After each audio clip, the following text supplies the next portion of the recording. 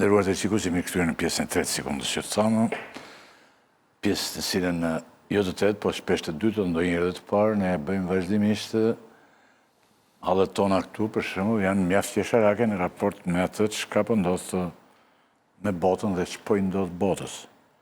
Duket sikur kemi përpara ditë jo të mira, deri te mund të themi, thonë ekspertët, ditë të zeza. Për këtë do të flasim në këtë pjesë, për Iranin dhe pasojat e kësaj lufte për të gjithë botën. Ermir Gjinishi, ekipi që kemi, do me thënë është i plot, por do me thënë protagonisti i kësaj pjese i nderuar i ti. Ç'po ndodh me luftën në ditët që kemi mëkuar, pra nga e entja, kaluar. Deri sot ne nuk kemi folur për luftën, përsa nga që kemi pasur emision. Por, sa më shumë presidenti Trump tani thotë se lufta po mbyllet, mbaroj, thotë. Gjithmonë del tani dhe thotë mbaroj. E ke parë baton? Po. Presidenti Trump del minut për minut, thotë mbaroj. Ajo duke sikur zgjatet. Edhe më shumë. Si ka mundësi tani? Aq më larg duket ditë e përfundimit. Ç'a ndodh tani deri tani? Gjërat kryesore, se popullata ka filluar të shikon me kujdes ty për këtë gjë, nga që edhe serios në këtë plan. Jo vërtet. Pak para se të fillonim në emisionin sot, kishe një intervistë ekskluzive Rubio, sekretari i shtetit në Al Jazeera. Dhe midis tjerave pothuajse nuk tha asgjë të re. E vetme gjë që pritej me këpucët që i ka bler Trumpi ishte, apo këpucët që i ka bler gruaja. Nuk e vura re. Qartë. Edhe me mendjen. ai po thonte që do zgjas lufta disa javë, por jo disa muaj. Çështja është që nuk ka një deadline, edhe vetë Shtetet e Bashkuara të Amerikës nuk e dinë se sa do zgjas kjo luftë, ose të paktën nuk po gjejnë mundësinë se si do dalin nga kjo luftë. Gjithë çështja është se si do dalin Shtetet e Bashkuara nga kjo luftë. Sepse u pa deri tani, pas një muaji luftë, që regjimi nuk ra, dhe të gjitha objektivat e para të Shtëpisë Bardhë dështuan.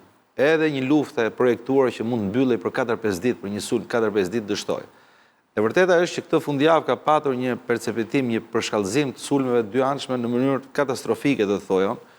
Janë goditur një pjesë e madhe të centraleve energjetike në Iran, një pjesë e Teheranit ka qenë në errësirë këto 2 ditë, por nga ana tjetër Gjinish vetëm sekondë, lutem, keni bërë një gabim aty, lufta, presje, viza poshtë, pas presje, viza poshtë, se e keni vënë lart pak.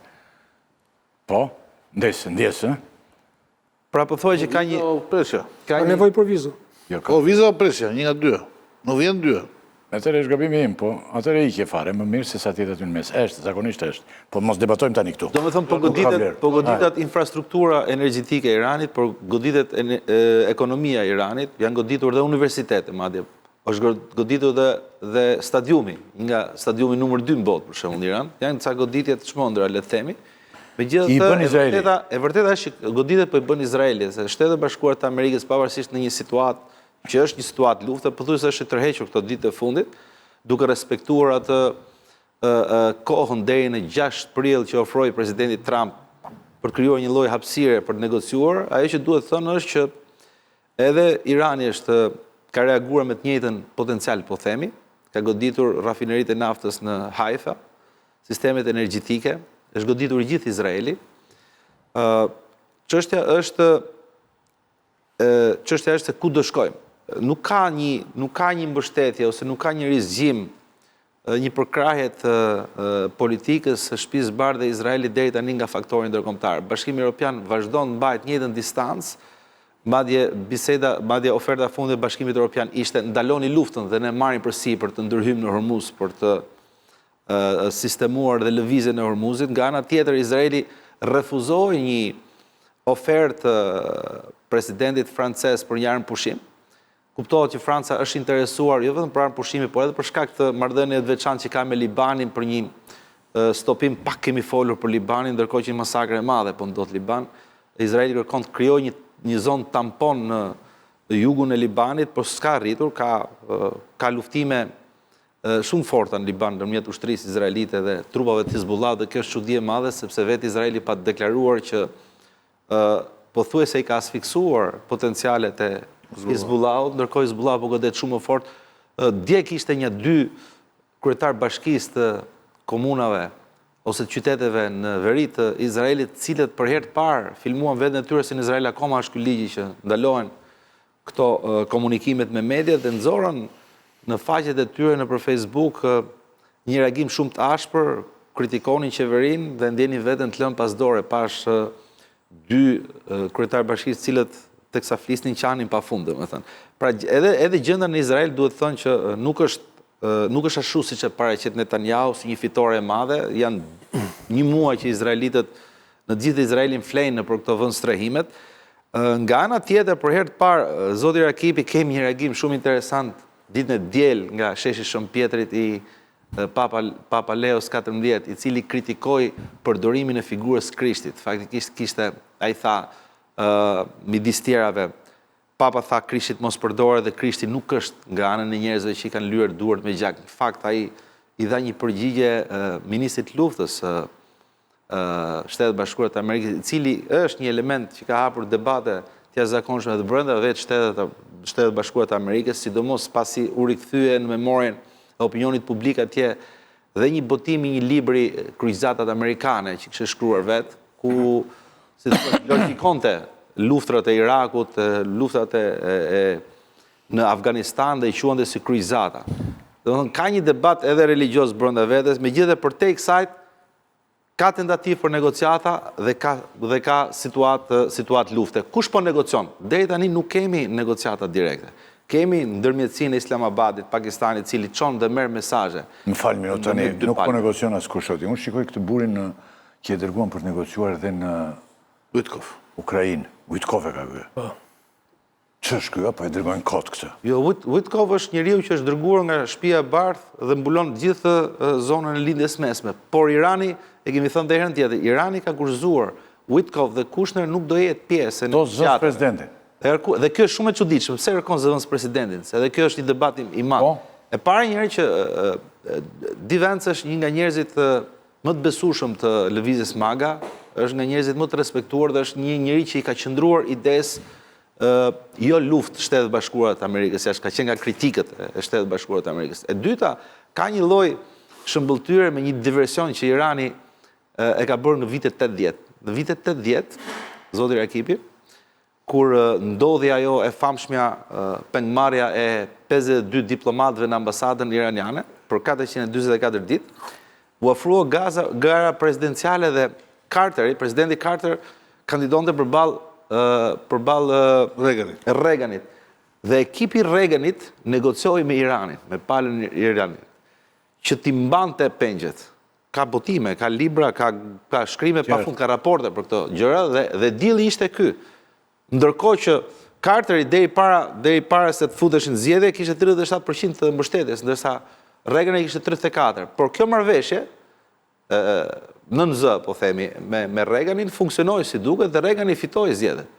Reagani fitoi zgjedhjet dhe çudia ishte që vetëm pak minuta pasi bëri betimin në 20 janar të vitit 81, Irani liroi pengjet amerikane dhe menjëherë filloi një marrëdhënie e re me Iranin. Reagani bëri një marrëveshje armësh, e furnizoi me armë dhe qenë mbështetësi më i madh Shtetet Bashkuara të Amerikës gjatë periudhës Reaganit, e qenë mbështetësi më i madh i Iranit gjatë luftës Iran-Irak. Pra, me pak fjalë po mundohem të them që Irani e ka një eksperiencë tillë dhe po mundohet edhe në këtë moment bëj një diversion nëpërmjet Di Vance't.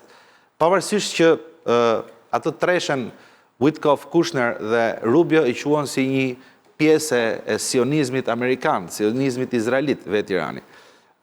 Megjithatë përtej kësaj, sa afër marrëveshjes jemi. Më mendoj që jemi akoma larg marrëveshjes, thashë nuk ka kontakte direkte, ndërkohë që janë 17.000 marinca që janë afruar në lindjen e mesme.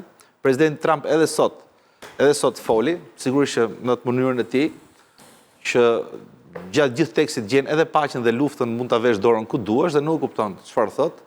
Por frika e madhe është që Shtetet Bashkuara të Amerikës i duhet një flamur fitore dhe flamuri fitores nuk mund ndodh.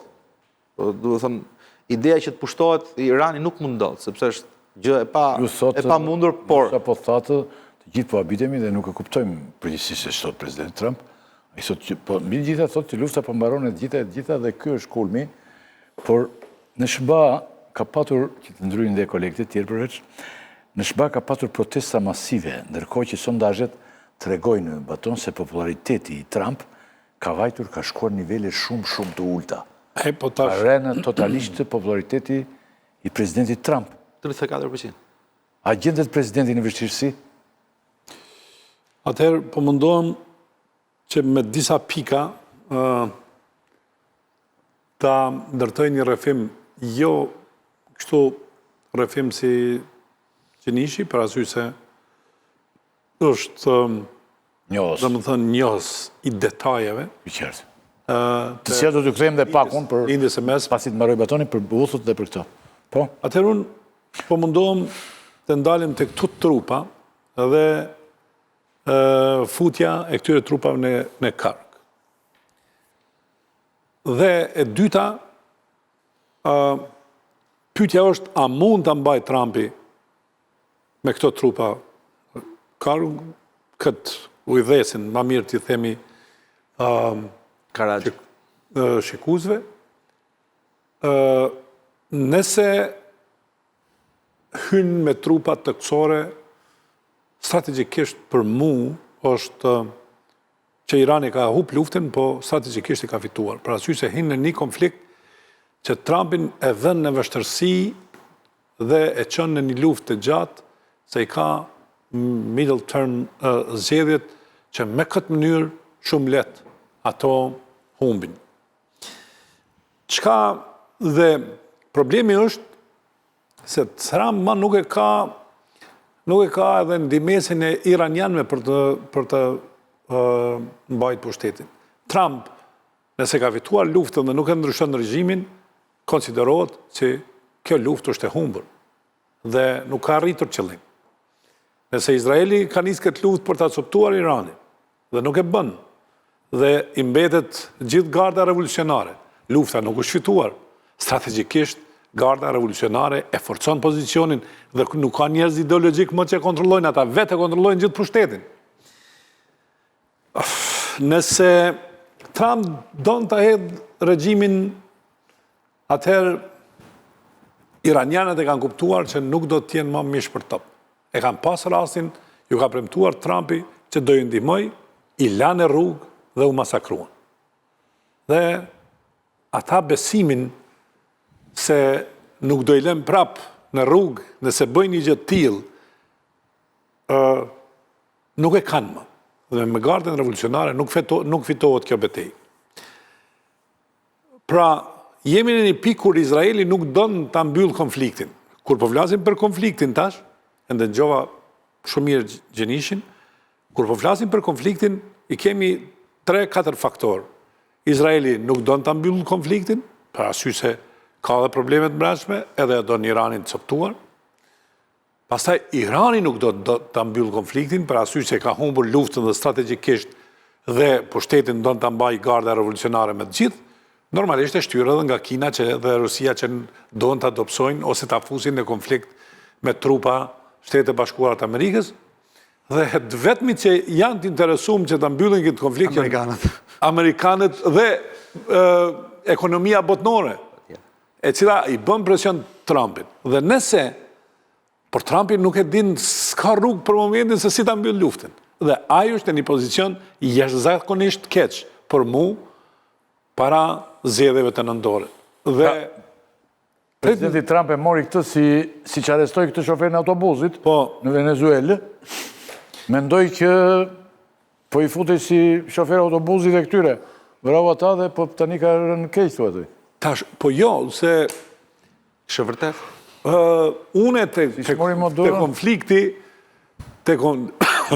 konflikti e kam veç një dilemë.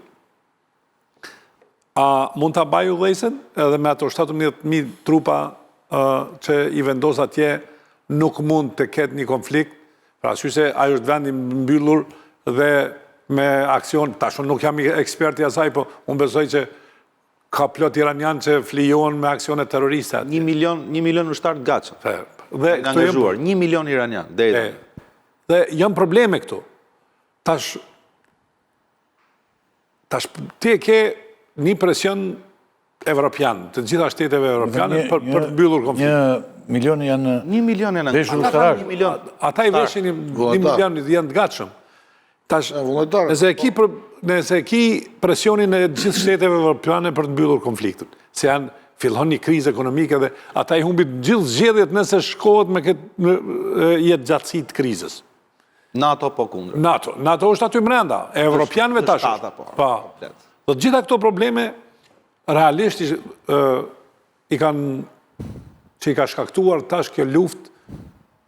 Unë për mendimin tem, atë sa po lexoj, atë sa kam njohuri, atë sa kam në vazhdimsi kam përcjell këto probleme, Trumpi e ka vendosur një pozitë të vështirë.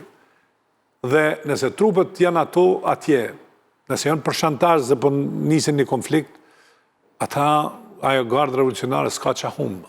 S'ka çfarë humbë. S'ka qa humbë. Përgjithësi Irani s'ka çfarë humbë. Domethënë, Teherani është i shkatëruar në të gjitha pikat. Dhe s'ka çfarë humbë te. Nëse nuk e gjën një pikë ku negocion dhe mbyll konfliktin, po atëherë nëse mbyll konfliktin me një marrëveshje me Iranin, pendru regjimin, në mid-term ky i humb të gjitha zgjedhjet dhe jam i bindur që do ketë 2 vitet e ardhshme do t'i ketë ferr. Ginisha kanë hyrë Huthët në luftë, thuhet. Çfarë përfaqësojnë ata, edhe një herë për popullatën, se Huthët përmenden shpesh, po çfarë përfaqësojnë dhe si ndikon në luftë përfshirja e tyre? Huthët pasi pauzet gjatë ditën e premte u futën në luftë, dërguan raketat e para në Izrael dhe ranë raketat balistike të Huthëve dhe kjo është një çudi e madhe se Huthët janë një pjesë që ndodhet në Yemen, kanë luftuar me Arabinë Saudite, janë krijuar shumë vonë si lëvizje, janë shumë pranë regjimit Iranit, madje është pjesa më e fortë e Iranit, po themi, janë shumë më të fortë se sa Hizbullahu në Liban apo milicit shiite në Irak. Huthët është një problem shumë i madh, zoti Rakibi, sepse sa janë ata kështu si? Kanë kërcënuar, Huthët janë aq sa mund të bësh luftë pafund, se nuk janë ushtri organizuar, nuk janë shtet. Luftuan për të bërë një ndarje të territorit dhe nuk arritën. Janë më shumë rebel. Tani janë si pirat. Lidhur po rebel. Piratë, prishin drumuse të piratërisë. Janë sulmuar pafund, mirë po aftësitë e tyre ushtarake thuajse janë të paprekura në ç'kuptim, sepse nuk janë ushtri që mund goditen siç e tha zoti Abilegaj. Ato relievi ndihmon shumë, sepse është një relev malor dhe mund t'i fshehin, godasin dhe nuk zbulohen nga goditen. Mund të krijojë një krizë shumë të madhe, sepse edhe në aspektin e luftës madhe ndërmjet Shtetet Bashkuara të Amerikës, Izraelit dhe Iranit, sepse ngarkon gjithë sistemin kundëreror dhe të luftës Shtetet Bashkuara të Amerikës, duke nisur raketat është një distancë gati 2000 metra nga Jemeni për në Izrael, kështu që ngarkohet. Edhe kaq dhe sistemi mbrojtës nuk ka mundur të frenoj goditet e Iranit, imagjino të futen edhe Huthët në lojë. Nga ana tjetër është problemi. Cilët janë futur apo jo? Janë futur ditën e premte edhe vazhdojnë kanë goditur. Nëse i keni lexuar lajmet e fundit, po. Ai që ka frikë është Nxyllja. Jo, Irani po fut adoleshentët si terrorist. Irani. 16, 18, 14 deri në 18. Ju kujtohet edhe në luftën Iran-Irak ata i kanë pas. Dhe nëse adoleshentët ekspertët spaku që e njojnë, janë problem, se s'ki si i kontrolon, as s'ki si i trajton. Shiko, Huthët janë ekspertë e këto adoleshentë njerë. Pjesa më madhe ushtrisë Huthë janë adoleshentë, ta themi shu. Po edhe në Iran nuk është ndonjë çudi, megjithatë unë mendoj që Irani si ka kapacitete pafund. 1 milion njerëz janë vullnetarë, ato që përmendon, 1 milion ushtarë. Por është ajo doktrina, kultura që kanë. Shiko, e kemi thënë dhe në misionet tjera. Mënyrën se si u godit Irani dhe mënyrën si goditën Khamenein ishte një llogari e gabuar e Shtetet Bashkuara të Amerikës, sepse e bashkuan Iranin. E bashkuan Iran tani nuk ka zë kundër. Duhet ta pranojmë dhe këtë pjesë. Prandaj ka rënë dhe ideja që mund të nxisë në lëvizje të brendshme, radhë ideja që mund ngrejmë kurdët. Megjithatë, futja e Huthëve për t'u rikthyer pyetjes, futja e Huthëve është një rrezik tjetër i madh edhe në kuptimin e ekonomisë globale, sepse Irani kërkon nëpërmjet Huthëve të bllokojë Bab Mendeb. Është korridori tjetër i cili futet në detin e Kuqit dhe del në kanalin Shumë i përdorur ky korridor? Ky është një nga korridori më rëndësishëm, sepse edhe nafta që prodhohet më tanë, dhe më thënë këtu jemi në Hormuz, kalon nëpërmjet këtij korridori. Hudhët mund të rrezikojnë në këtë blokim, mund të bllokojnë këtë. E bllokojnë dhe e kanë bllokuar gjithmonë hudhët këtë pjesë. Di ç'është problemi. Se ne mendojmë bllokimin domethënë që do vendosen në ushtri. Bllokimi nuk kupton që momenti që ti synon sigurinë e lëvizjes, nuk shkojnë më vetë kompanitë e mëdha. Po e di çfarë lëvizje ka aty? Aty janë 21.000 anije transoceanike që lëvizin në botë, vetëm me mallra. E di ç'do thotë apo? Njëra nga këto ka 3.000 deri 24.000 kontiner. Imagjinoni se çfarë bëhet. Është 15% e tregtisë globale dhe 20% e tregtisë naftës që kalon këtu. Kjo krijon përfundimisht, duke mbyll Hormuzi, duke mbyll edhe Babul Mendeb, kjo është kriza më e madhe, nuk ka pasur ndonjëherë krizë më të madhe nëse do ndodhi bota. Ajo që unë te kjo bashkimi, na po flasim për bashkimin e ish pushtetit ose regjimit. Parasysh se nëse keni lexuar sfundi mbi 30.000 burgosur, se mos me pas fatin e Irakut që të ndahet kështu në feude politike. Ata kanë burgosur 30.000 deri në 40.000 njerëz politik të cilët kanë qenë opozitar, njerëz që kanë reaguar për Irani. Po patjetër. Dhe do është edhe më shumë. Friga është se ata janë potencialisht njerëz të cilët do bëjnë betejën për pushtetin. Edhe pse unë në një rast që rrëzohet, thua. Në një rast që do psohet, po rrezikohet. Ndërkohë që s'ka shanse deri tani. Unë nuk E gjitha kam përshtypjen nis nga ajo 12 qershorit. Pra, si u mbyll ajo luftë shpejt, ngriti presuposet që edhe kjo luftë do mbyllej shpejt. Dhe së fundi kanë qenë disa lajme të agjensive të ndryshme që flasin për një telefonat të zëvendës presidentit me Netanyahu, duke akuzuar atë që e kishte mashtruar presidentin Trump, duke i thënë që kjo gjë që ne do bëjmë është shumë e thjeshtë, do mbyllet shumë shpejt. Prandajat amerikanët u nisën me idenë që do sulmojmë, arritin ato qëllimin e vrasjes së 40 përfaqësuesve në Godina dhe thanë lufta do mbyllet shpejt. Çfarë prodhoi kjo? Prodhoi që mbas disa javësh Irani kuptonte që ajo ngushtica e Hormuzit pas ka qenë shumë e rëndësishme dhe më traun atje dhe e ngrem kur kemi qef ne. Se në aty kalonte çdo gjë. Tani o do paguash o do i bindesh Iranit. Dhe prandaj sot kam përshtypjen presidenti Trump ka dalë duke thënë ne do sulmojmë ishullin Kark. Gjë e më rëndësishme. Po, e kam thënë para 90% e gjithë naftës që prodhohet në Iran do kaloj atje që të shkojnë në ngushticën e Hormuzit. Nëse godet ata e ka gjendëruar ekonomisht Iran. Dhe vëremi ishullit Trump. Ishulli. Do të vëremin Trump aty. Ishull nuk janë sulmuar bazat e naftës, janë sulmuar baza amerikane, po asnjë nga këto mjetet bazat iraniane, po. Mjetet do të thënë ishulli do marrëmin e Trump. Depozitat nuk janë. Pasi ta pushtoi, azisoi, i jep dhe emrin e vet. Nuk e mban dot, po s'ka nevojë ta mbajë. Momenti që shkatron atë ishull Irani nuk eksporton dot naftë. Tani të dalim te pyetja e fundit më e rëndësishme, por jo e fundit, por më e rëndësishme. Nëse kjo luftë vazhdon, por edhe deri tani, por edhe nëse vazhdon, sa po thellohen pasojat ekonomike, çfarë pritet në vijim, sepse shumë ekspertë thonë që ditë të zeza po vinë për botën. Shiko, një fjalim i presidentit para fundjavës, e çoi vetëm një fjalim, pas pak minutash bursa e naftës shkoi $113 për fuqi. Vetëm një fjalim. Nuk diskutohet që problemi i energjisë është problem global, por sasia e madhe e energjisë që eksportohet nga diskulli është shumë e rëndësishme, po mos harrojmë edhe diçka tjetër. Pjesa më e goditur është Azia, pastaj vjen Europa. Po pse? Po sepse pjesa e madhe e gazit dhe naftës shkon në Azi. Shkon në Azi, po. Domethënë rikthehemi tek përplasja e madhe. Radhët pafund nëpër pikat e karburantit të tyre, radhë kilometrike. Ndërkohë që dje, megjithëse Hormuzi është i bllokuar, dje kaluan 2 cisterna kineze. Kineze. Cisternat kineze kaluan dje. Ndërkohë që nga fillimi deri tani janë goditur 22 anije civile transporti që ka kaluar në Hormuz nga iranianët. Domethënë kriza është shumë e madhe, nuk ka pasur asnjëherë bota krizë nëse do të arrihet mbyllet Hormuzi dhe Bab Mendeb. Megjithatë, unë do të thoja këtë që është edhe një moment tjetër shqetësues, por t'ja lënë bisedën edhe panelit.